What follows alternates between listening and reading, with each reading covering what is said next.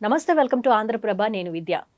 పహల్గాం ఉగ్రవాద దాడి ఘటన తరువాత భారత్ దానికి ప్రతిఘటనగా భారత్ యొక్క బలం ఎంత, బలగం ఎంత అనేది పాకిస్తాన్‌కి మాత్రమే కాదు యావత్ ప్రపంచానికి తెలియచెప్పింది భారత్ అనడంలో ఏమాత్రం అతిశయోక్తి లేదు. అయితే ఈ నేపథ్యంలో ట్రంప్ యొక్క వ్యాఖ్యలు కానీ, ఆయన మాట్లాడిన మాటలు కానీ చాలా అంటే రెండు నాలుకల ధోరణి వ్యవహరించడం జరిగింది. మిత్రుడు, మిత్రుడు అంటూనే పాకిస్తాన్ వెనకాల అమెరికా ఉందంటూ అంతర్జాతీయ మీడియా కానివ్వండి, వార్తాపత్రికలు కానివ్వండి, కథనాలను ప్రచురించడం జరిగింది. అయితే ఈ నేపథ్యంలో అసలు ట్రంప్ వ్యూహం ఏంటి?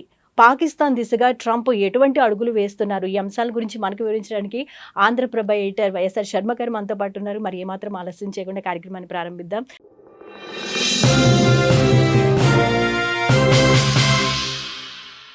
శర్మ గారు నమస్కారం అండి. Welcome to Andhraprabha. శర్మ గారు, ట్రంప్ గారి వ్యాఖ్యలు అందరికీ ఒక రకంగా చిరాకునే పుట్టిస్తున్నాయి. ఈ నేపథ్యంలో ఇప్పుడు పాకిస్తాన్ వైపుగా అడుగులు వేస్తున్నారు అనే వార్తలు కూడా వినిపిస్తున్నాయి. దానికి తగ్గట్టే కథనాలు కూడా వస్తున్నాయి. అసలు ఏం జరుగుతోందండి? ఇప్పుడు నిజానికి పాకిస్తాన్ భారతదేశం మధ్య క్లాష్ ఇది. అయితే ఈ రెండు దేశాలు వాటి స్థాయిలో అవి పరిష్కరించుకోవచ్చు.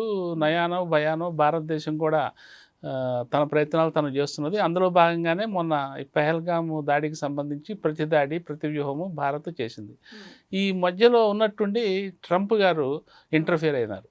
అయితే ఇంటర్ఫియర్ అవ్వటం ద్వారా ఆయన ఏం చెప్పదలుచుకున్నారంటే, నేను మీ ఇద్దరి మధ్య మధ్యవర్తిత్వం చేస్తాను అని, సయోధ్య కుదిర్చడానికి మధ్యవర్తిత్వం చేస్తానని మొదలుపెట్టారు. సరే, ఆయన వైస్ ప్రెసిడెంట్ చేత మాట్లాడించడము, తర్వాత రక్షణ మంత్రి చేత మాట్లాడించడము, వాళ్ళతో వీళ్ళతో చేశారు. కానీ ఈయన మాత్రం డైరెక్ట్గా ఇన్వాల్వ్ కాలేదు. సో ఉన్నట్టుండి ఒకరోజు మనందరికీ తెలుసు, సాయంత్రం 3:30 అప్పుడు కాల్పుల విరమణ. అది కూడా భారతదేశం ప్రకటించలా, పాకిస్తాన్ ప్రకటించలా. ఇప్పుడు ప్రకటిస్తే వాళ్ళిద్దరి మధ్య ఎవరు ప్రకటించాలంటే భారతదేశం ప్రకటించాలి. ఇది పాకిస్తాన్ రిక్వెస్ట్ చేసింది, ఇక మమ్మల్ని చావగొట్టద్దు, మేము కాళ్ళబేరానికి వస్తున్నాము, మన ఇద్దరం కూర్చొని మాట్లాడుకుందాం అని చెప్పి పాకిస్తాన్ అన్నది. అంటే భారతదేశం డిసైడింగ్ ఫ్యాక్టర్, కాల్పుల విరమణ చేయాలా, యుద్ధం చేయాలా అనేది. అది చేయకుండా ఉన్నట్టుండి అమెరికాలో ట్రంప్ ట్విట్టర్లో పోస్ట్ చేశారు, ఇది కాల్పుల విరమణ 5 గంటల నుంచి ఆల్రెడీ ఇంప్లిమెంటేషన్లోకి వచ్చింది. సో ఒకసారి ప్రపంచం మొత్తం, నాట్ ఓన్లీ ఇండియా, ప్రపంచం మొత్తం విసిపోయింది.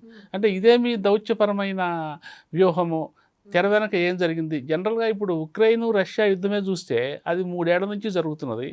సంవత్సరం నుంచి తీవ్రస్థాయిలో యుద్ధం విరమించాలి అనే ఒక ప్రపోజలు. దానికి తోడు ట్రంప్ గారేమో అసలు ఆయన ఎన్నికల్లో గెలవక ముందు నుంచే, నేను రాగానే 24 గంటల్లో దాన్ని సాల్వ్ చేస్తా, యుద్ధం ఆపిస్తా అని చెప్పుకుంటూ వచ్చారు. ఇప్పటికీ ఆయన వల్ల కాలేదు. సరే, జెలెన్స్కీని పిలిపించి వైట్ హౌస్లో కూర్చోబెట్టి మాట్లాడారు. ఏం జరిగిందో మనకు తెలుస్తున్నది. అంటే ఒక కాల్పుల విరమణ జరగాలన్నా, ఒక యుద్ధం విరమణ జరగాలన్నా ఎంత టైం తీసుకుంటుంది అనేది మనకి కళ్ళ ముందు కనిపిస్తున్నది. కానీ ఉన్నట్టుండి భారతదేశం మూడు రోజులు మాత్రమే అప్పటికి దాడులు మొదలుపెట్టింది. 3వ రోజు సాయంత్రానికల్లా కాల్పుల విరమణ. దట్టు ఇద్దరు కొట్టుకుంటున్న వాళ్ళిద్దరు నుంచి రాలేదేమి, ట్రంప్ నుంచి వచ్చింది. ఇది ఒక పెద్ద సస్పెన్స్గా మారింది. దీని వెనక ఏం జరిగింది ఏంటనేది. అయితే ట్రంప్ ఇంతగా యాక్టివేట్ అయ్యి తెర వెనక ఇంత లాబింగ్ చేయడానికి కారణం ఏంటి అంటే, ఆయన జనరల్గా అనుకునేది ఏంటంటే, అరే భారతదేశం మీద ఆయనకి అంత ప్రేమ లేదేమో, మోడీ గారు అంటే ఆయనకు చాలా, వాళ్ళిద్దరూ మధ్య మంచి కెమిస్ట్రీ ఉంది, ఫ్రెండ్షిప్ కెమిస్ట్రీ, అయినా సరే ఇదేమీ పనిచేయలేదేమో అని చెప్పి ఒక సందేహాలు వ్యక్తమవుతున్న తరుణంలోనే ఆయన దృష్టి అంతా ఏంటంటే భారత్ మీద కాకుండా పాకిస్తాన్ మీద. ఎందుకు పాకిస్తాన్ మీద అంటే, పాకిస్తాన్ దౌత్యం చేయటం ద్వారా పాకిస్తాన్ని ఆకర్షించి, పాకిస్తాన్ని ఒక రకంగా బ్లాక్మెయిల్ చేసి, పాకిస్తాన్ని బుట్టలో వేసుకుంటే తనకి ఇతరత్ర అనేక రకాల లాభాలు ఉన్నాయి. అదేంటంటే, యాక్చువల్లీ ట్రంప్ గారు బిజినెస్ మ్యాన్, ఆయన ఒక వ్యాపారవేత్త. ఆయన అమెరికా అధ్యక్షుడిగా ఉంటూనే ఫస్ట్ టర్మ్లో కూడా ఆయన ఎక్కువ వ్యాపారవేత్తగానే అనేక నిర్ణయాలు తీసుకున్నారు ఆయన. అంటే ఆయన పాలనా వ్యవహారాల మీద ఆయన వ్యాపార ధోరణి, వ్యాపార దృక్పథము చాలా ప్రభావం చూపిస్తూ ఉంటుంది. ఇప్పుడు కూడా పాకిస్తాన్ మీద ఆయన ఎందుకు అంత వల్లమాలిన ప్రేమ చూపించారు అంటే, జనరల్గా పాకిస్తాన్లో ఉన్న అపారమైన ఖనిజ వనరులు ఇప్పుడు ట్రంప్ గారు ఏంటంటే ఇది ఒక కొత్త రకమైన వ్యాపారం మొదలుపెట్టారు.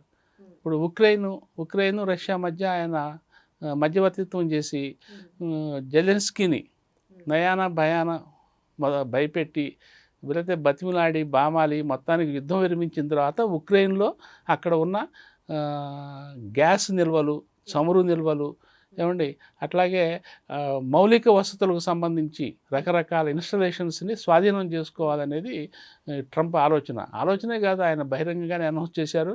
జెలెన్స్కీతో కూడా మాట్లాడారు, ఆయన ఒప్పుకున్నాడు కూడా. ముందర యుద్ధం విరమిస్తే చాలు, అవన్నీ నువ్వు ఖనిజాలు తవ్వుకోవటానికి ఓకే అని చెప్పారు. అది ఉక్రెయిన్ వ్యవహారం. ఇప్పుడు ఉక్రెయిన్ తర్వాత ఆయన కన్ను పాకిస్తాన్ మీద పడింది.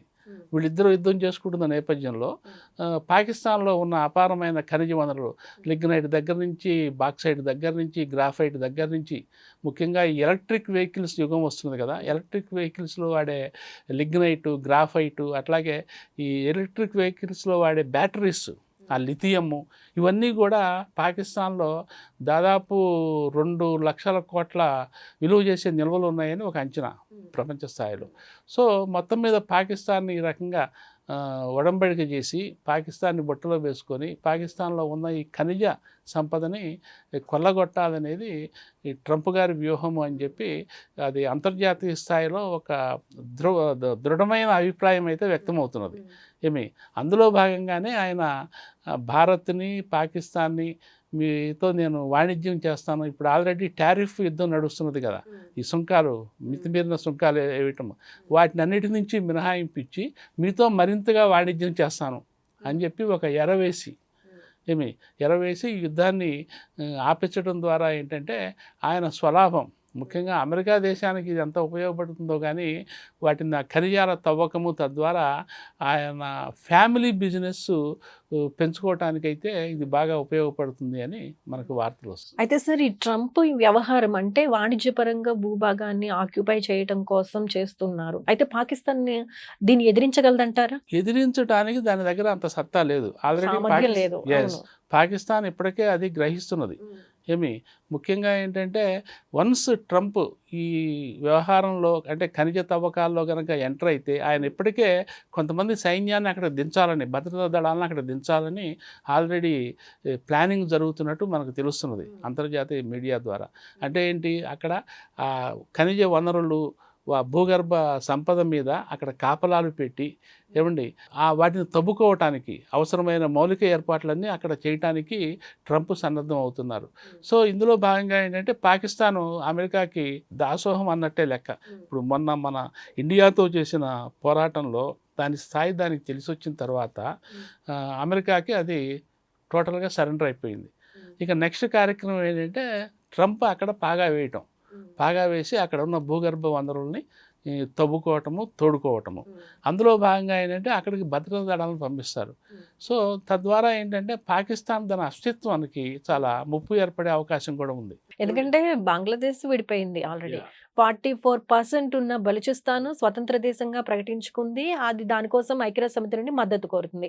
ఇప్పుడు ట్రంప్ వచ్చి ఇప్పుడు వాణిజ్యపరంగా చేసే విషయంగా కానివ్వండి, భూగర్భాన్ని ఆక్రమించుకోవటం కానివ్వండి, ఏదైనా ఇవన్నీ చూస్తే కనుక పాకిస్తాన్ తన ఉనికిని కోల్పోవటం కానీ, సార్వభౌమత్వాన్ని కోల్పోవటం కానీ ఇలాంటివి బాగా కనిపిస్తాయి. ఇంకా పాకిస్తాన్ లేనట్లేనా? పాకిస్తాన్ మీరు చెప్పిన దానిలో చాలా ఇది ఉంది. ఏంటంటే ఒకటి, దాని సార్వభౌమత్వానికైతే ముప్పు దెబ్బ. ఎందుకంటే వన్స్ అమెరికా పూర్తిగా ఒకానొక టైంలో ఆఫ్ఘనిస్తాన్లో సైన్యాన్ని దింపి ఆఫ్ఘనిస్తాన్ మీద ప్రత్యక్ష పరోక్ష పాలన ఎట్లా సాగించిందో అటువంటి పరిస్థితే ఇక్కడ పాకిస్తాన్లో కూడా రావచ్చు. సో అమెరికా అస్తిత్వానికి, ముఖ్యంగా దాని సార్వభౌమత్వానికి కూడా చాలా థ్రెట్ అనమాట. ఇక ట్రంప్ ఏది చెప్తే అది చేసే పరిస్థితి వస్తుంది. సో అక్కడ వీలైనంత వరకు పాకిస్తాన్లో ఆర్మీ అండ్ ఎగ్జిక్యూటివ్ ఇది వాళ్ళు కలిసి పాలిస్తుంటారు. కానీ ఇప్పుడు వన్స్ ట్రంప్ అందులో కనుక, ట్రంప్ అంటే అమెరికా వన్స్ అక్కడ కాలు పెట్టిన తర్వాత అక్కడ ఉండే భౌగోళిక రాజకీయ పరిస్థితులన్నీ కూడా టోటల్గా మారిపోవచ్చు కూడా. సో వెయిట్ చేయాలి ఏం జరుగుతుంది అనేది. తప్పనిసరిగా ఏంటంటే పాకిస్తాను అస్తిత్వానికి, దాని ఉనికికి అయితే ముప్పు ఏర్పడుతుంది. పరాన్నజీవిగా ఇప్పటికే అమెరికా మీద, అది చైనా మీద, అమెరికా మీద రకరకాల కోణాల్లో పరాన్నజీవి. ఎందుకంటే ఆల్రెడీ చైనా వాణిజ్యపరంగా అక్కడ తిష్ట వేసింది, అక్కడ ఆర్మీ కూడా ఉంది. ఇప్పుడు దానికి యాడింగ్ అమెరికా అవుతుంది. సో ఇంకా ఇంకా మరింత పరాన్నజీవిగా మారిపోతుంది. ఇంకోటేమో పాకిస్తాన్ ఇప్పుడు మన ఇండియాతో యుద్ధం చేసిన తర్వాత దాని సత్తా ఏంటి, దాని సత్తువ ఏంటో కూడా దానికి తెలిసొచ్చింది. మొన్నటి దాకా ప్రగల్భాలు పలికారు కానీ ఇవాళ పాకిస్తాన్ ప్రధానమంత్రి ఒక స్టేట్మెంట్ కూడా ఇచ్చారు అక్కడెక్కడ ఒక మీటింగ్లో మాట్లాడుతూ. భారత్ మనకు చాలా దెబ్బతీసింది, మన క్షిపణులను లేవకుండా కొట్టేసింది, సో అది మనం ఊహించినంత దెబ్బతిన్నాము అని చెప్పి ఆయన చివరికి ఇన్ని రోజుల తర్వాత ఆయన ఒప్పుకున్నాడు. టెక్నాలజీ పరంగా కూడా ఎంత వీక్ గా ఉందో వాళ్ళకి అర్థమైంది. సో ఇన్ని పరిస్థితుల నేపథ్యంలో ఏంటంటే వాళ్ళకి పాకిస్తాన్కి అమెరికా ఒక కొత్త థ్రెట్గా ప్రపంచం చూస్తుంటే వాళ్ళు మాత్రం అమెరికాని ఒక ఆపద్బాంధవురాలిగా చూస్తున్నారు. ఎందుకంటే ఇప్పుడు పాకిస్తాన్ మీద ఇండియా దాడిని ట్రంప్ ఆపాడని వాళ్ళు అనుకుంటున్నారు. సో ఆ రకంగా పాకిస్తాన్ని సేవ్ చేసినట్టే తాత్కాలికంగా. ఇక వాళ్ళు ఇప్పుడు అమెరికా వాళ్ళు పాకిస్తాన్లోకి వెళ్ళి వాళ్ళ భూగర్భ వనరుల్ని తీసుకుంటే వాళ్ళకు కొంత ట్యాక్సులు కడతారు, రాయితీలు వస్తాయి, సో కొంత ఆర్థిక పరంగా వాళ్ళు నిలదొక్కుకోవచ్చు అని చెప్పి వాళ్ళు ఫీల్ అవుతున్నారు. కానీ ముందు ఏంటంటే పాకిస్తాన్ సహజ వనరులన్నీ కొల్లగొట్టబడతాయి. అందులో వాళ్ళకి ఏదో కొంత ట్యాక్స్ రూపంలో కొంత అమౌంట్ రావచ్చు కానీ బట్ వాళ్ళే కనుక వాటిని తవ్వుకునే శక్తి వాళ్ళకు ఉంటే ఇంకా ఆర్థికంగా ఎదుగుతుంది కదా, మొత్తం సంపద అంతా వాళ్ళకే దక్కుతుంది.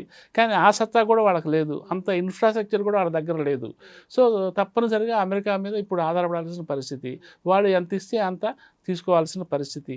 తద్వారా ఏంటంటే ఆర్థికంగా, రాజకీయంగా అన్ని రకాలుగా కూడా పాకిస్తాను దెబ్బతినే అవకాశం అయితే దీర్ఘకాలంలో కనీసం ఒక 10 ఏళ్లలో అయితే దాని పరిస్థితి ఇంకా చాలా అధ్వాన స్థితికి చేరే అవకాశాలు అయితే కనిపిస్తుంది. ఓకే, ఓవరాల్గా ఈ సంఘటన చూస్తే పెహల్గాం ఉగ్రవాద దాడి, దాన్ని ప్రతిఘటించిన తీరు, ఓవరాల్ ఇదంతా చూస్తే ట్రంప్కి అనుకూలంగా మార్చుకునే విషయంగా చూడొచ్చు అంటారా?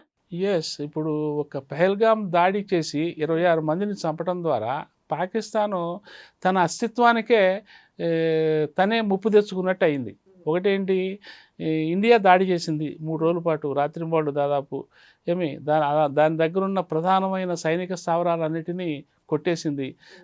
అది చైనా నుంచి తెచ్చుకున్నవి, టర్కీ నుంచి తెచ్చుకున్నవి, అమెరికా నుంచి తెచ్చుకున్న క్షిపణులు, డ్రోన్లు, ఇతరత్ర ఆయుధాలని కొట్టేసింది. సైనిక విమానాలను, యుద్ధ విమానాలను కొట్టేసింది. తద్వారా యుద్ధ పాఠవాన్ని బాగా కోల్పోయింది. మళ్ళీ దీని నుంచి కొత్తగా మళ్ళీ కొనుక్కొని ఆ స్థాయికి, ఇప్పుడు ఉన్న స్థాయికి రావడానికి, మన యుద్ధం ముందు ఉన్న స్థాయికి రావడానికి కొన్ని దశాబ్దాలు పడుతుంది. ఇదంతా ఒక ఎత్తు అయితే ప్రపంచంలో దాని ఇమేజ్, ఇప్పుడు ఇండియా మీద అనవసరంగా కాలు దువ్వి ఈ టెర్రరిస్ట్ ఉగ్రవాద శిబిరాలని ప్రోత్సహిస్తూ పక్క దేశం మీదకు పోతున్నది అని చెప్పి ఇదివరకటి కన్నా కూడా ఇప్పుడు 3 అంతులు ఎక్కువగా ప్రపంచ దేశాలు నమ్ముతున్నాయి, మొన్నటి సంఘటనతో నమ్మినాయి. సో తద్వారా ఏంటంటే దాని ఇమేజ్, బయట దాని పరపతి, గుడ్ విల్ పోయింది. ఇదివరకే గుడ్ విల్ అంతంత మాత్రము, ఇప్పుడు అసలు పూర్తిగా పోయింది. ఇంకోటి ఏంటంటే ఇప్పుడు ట్రంప్ భయం. అమెరికా అసలు డైరెక్ట్గా వచ్చి అక్కడ టెస్ట్ చేసి తన వనరులు మొత్తాన్ని, తన పెరట్లో ఉన్న వనరులు మొత్తాన్ని, నీళ్లు మొత్తాన్ని తోడుకొని పోతుంటే చూస్తూ కూర్చోవాల్సిన పరిస్థితి దానంతటది. సో ఇదంతా ఏంటంటే ముందు పాకిస్తాను ఉనికి, దాని అస్తిత్వము చాలా ప్రమాదకరంలో పడే పరిస్థితి అయితే కనిపిస్తున్నది. Right sir, thank you so much sir. Thank you.